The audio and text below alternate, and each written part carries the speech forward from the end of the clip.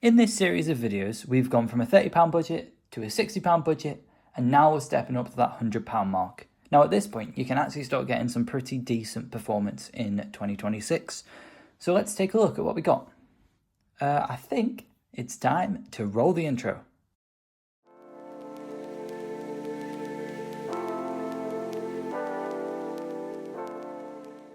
So the card that we're going to be looking at today specifically is the RX 6500 XT.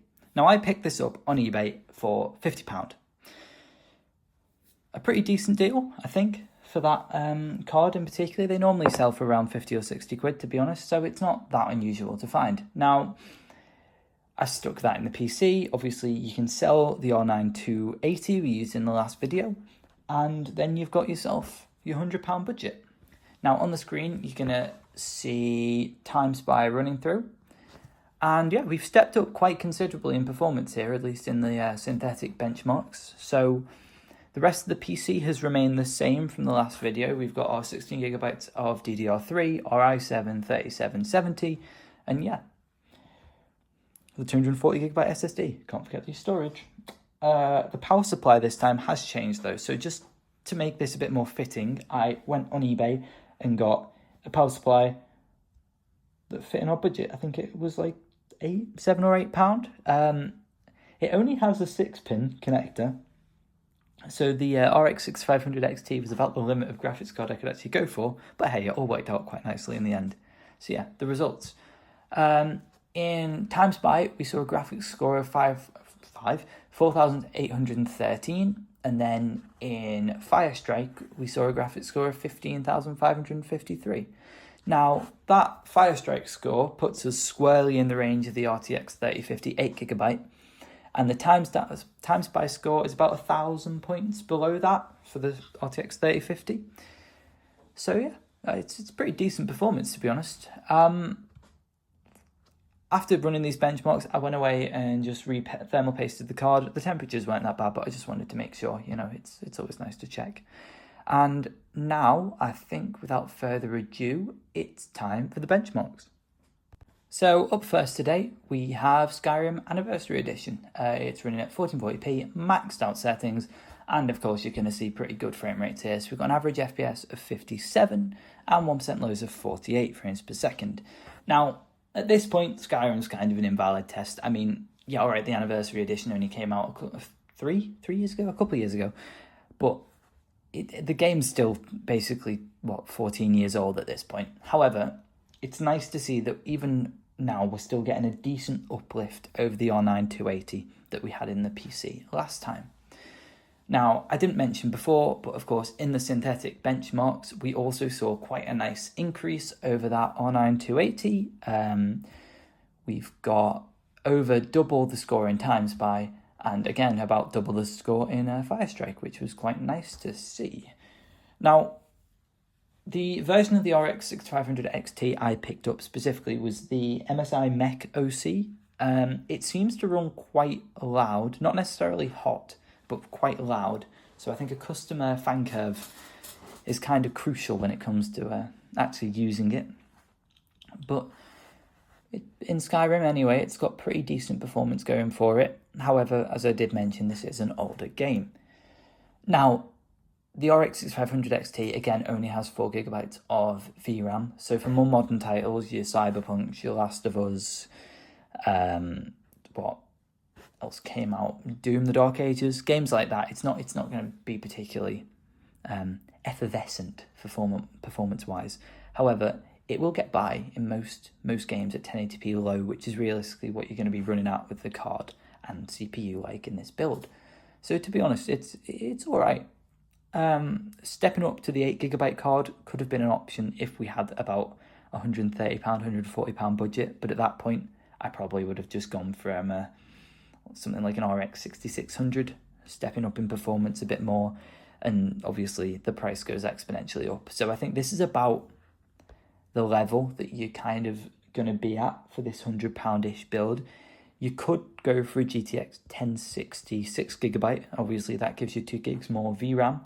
However, for some reason, they seem to be more expensive. They normally sell for about 60 quid as opposed to the £50 range. So that's yeah, a bit out of budget.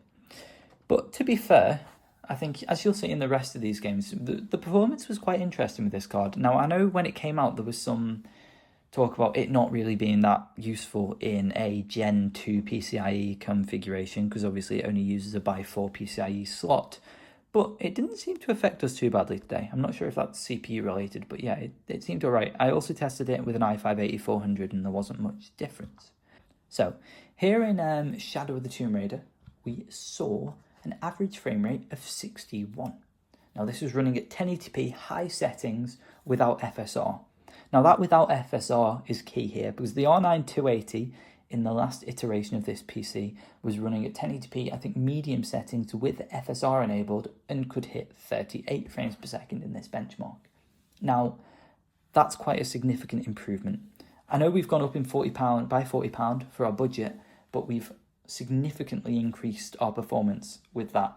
Now, percentage-wise, it's probably about equal. We've increased by, what would it be? It'd be about an 80% increase in budget, and we've got about 80% more frame rate, I guess. So overall, I'd say this is a pretty good value spot, to be honest. Now, here in Tomb Raider 2013, we saw the one kind of anomaly result we got today. So we're running at 1440p maxed out completely, and we saw an average frame rate of 71 FPS with 1% lows of 48.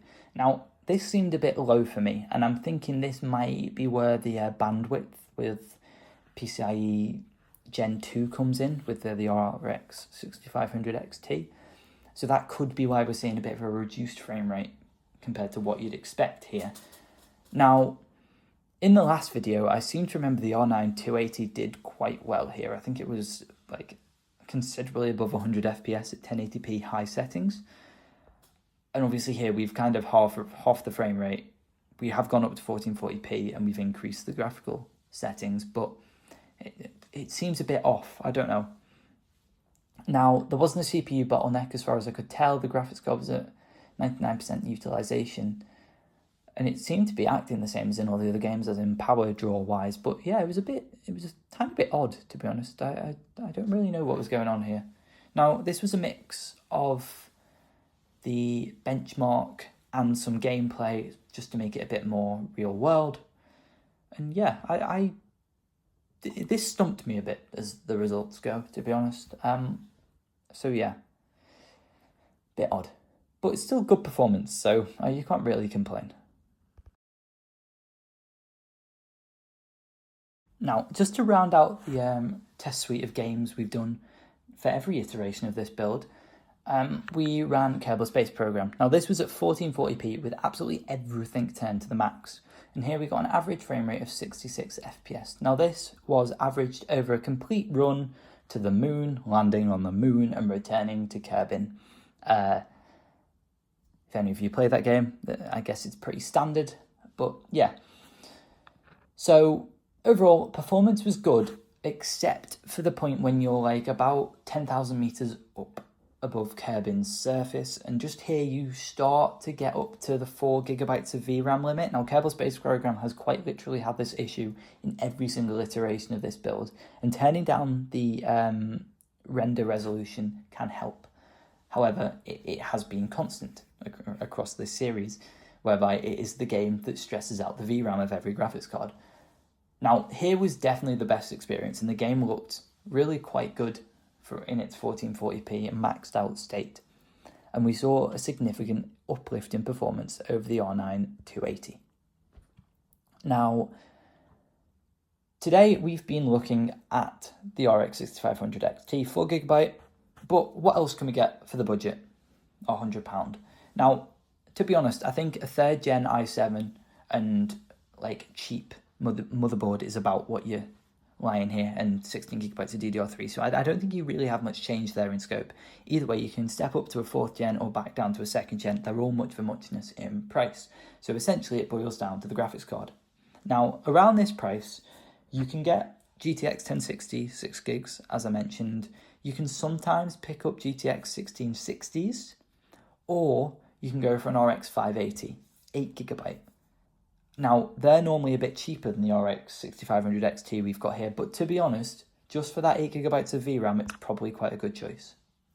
So I think we're wrapping up Kerbal Space Program here. So I guess, yeah, I hope you guys have enjoyed this little mini series on the channel. It's been the first kind of one of these we're going to do, and I hope we do more in the future.